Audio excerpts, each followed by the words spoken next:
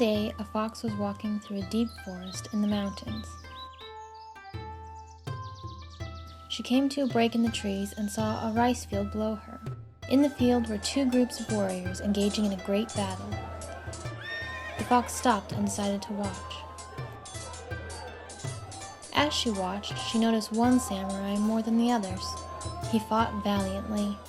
She saw that one of his comrades was struck down, and he stepped forward to defend him. But for his bravery, he was dealt a mortal blow and fell into the mud. The fox watched him as he crawled toward the trees. When he was no longer in her sight, she slipped back into the forest. The wounded samurai pulled himself through the forest, leaving a trail of mud and blood behind him. His vision faded in and out. Exhausted, he rested his head on the ground for a moment. When he raised it again, through his blurred vision, he saw the steps of a great shrine.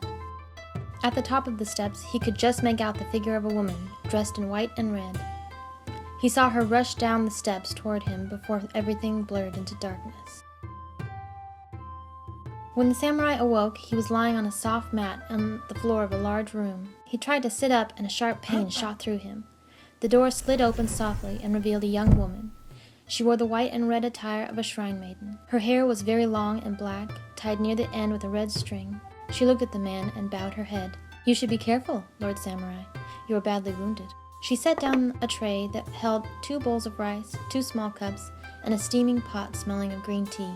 She gracefully brought the tray over to the samurai and set it beside him.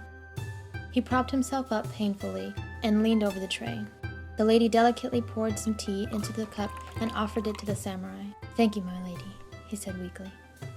Together they ate their meal in silence. As the weeks went by, the samurai grew stronger with the help of the maiden. As his health improved, he helped her more and more with the chores around the shrine. They spent every day together.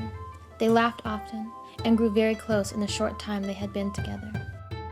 One day, the samurai and the maiden went out to collect firewood.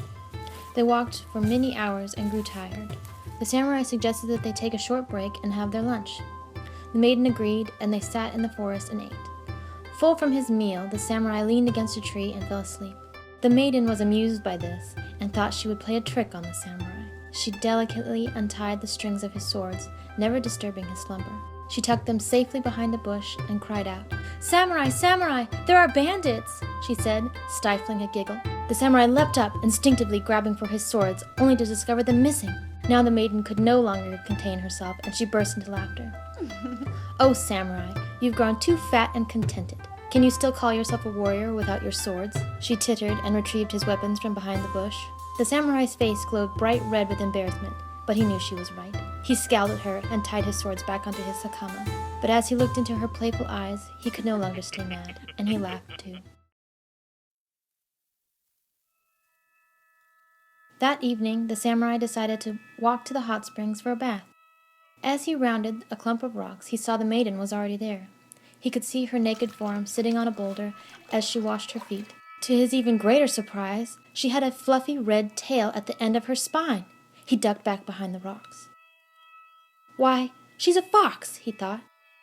"Not only did she hide my swords, but she has deceived me, pretending to be a shrine maiden.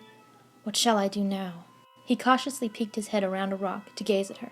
She had not noticed him and continued to clean herself. He saw near her clothing was a small white ball. He had seen this ball near her often, but had never thought much of it.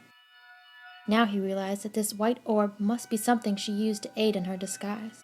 The foxwoman began to enter the hot springs pool, and the samurai took his chance. He rushed over to her belongings and scooped up the ball. Instantly, the foxwoman transformed back into a fox. She was a plain red fox with black legs and a white belly with a white tip on her tail. "You have deceived me, fox!" he shouted triumphantly. "Lord Samurai, I have deceived you, yes, but not out of malice. I saw you fight so bravely, and I had to know such a samurai. My desire was not to mislead you, but to love you," she said, her heart aching. Now he knew her secret. What would he do with her now that he knew she was a fox? "Is that true, fox? Do you love me?" he asked, his face uncertain. "Yes, samurai, I love you," she whispered. He gazed into her eyes for a moment. Those sparkling, playful eyes were now filled with anguish. "Then I will return your ball to you under one condition," he said slowly. "You must marry me, for I love you too." The fox's heart soared with relief, and she agreed. The samurai and fox were married soon after. There was much preparation for the celebration, and a great procession was held for them. On their wedding day, the sun shone bright, but for a few stray rain clouds that drizzled down on them. They lived together for many years and had 3 children, their lives filled with happiness and peace.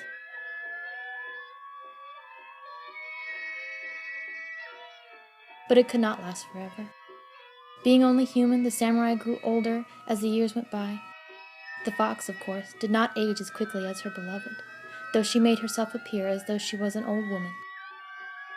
Finally, one winter, the samurai fell deathly ill. The fox tried to nurse him, but it was no use. She sat next to him as he breathed his final breath. She wept for 3 days and nights, and no one could console her. On the 3rd night, she could not take it any more. She could not watch as her family died around her. Deep in the night, as the snow fell softly on the trees, she disappeared into the darkness and never returned. The fox lived on for hundreds of years after this story.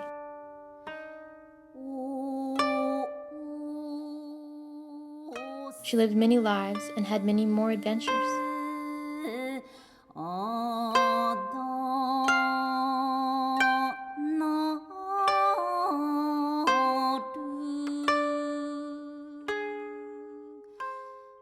And she loved many men, though she never loved any as deeply as she had loved the samurai, for he was the only one who knew her secret and loved her for it, except for one. But those are stories for another time.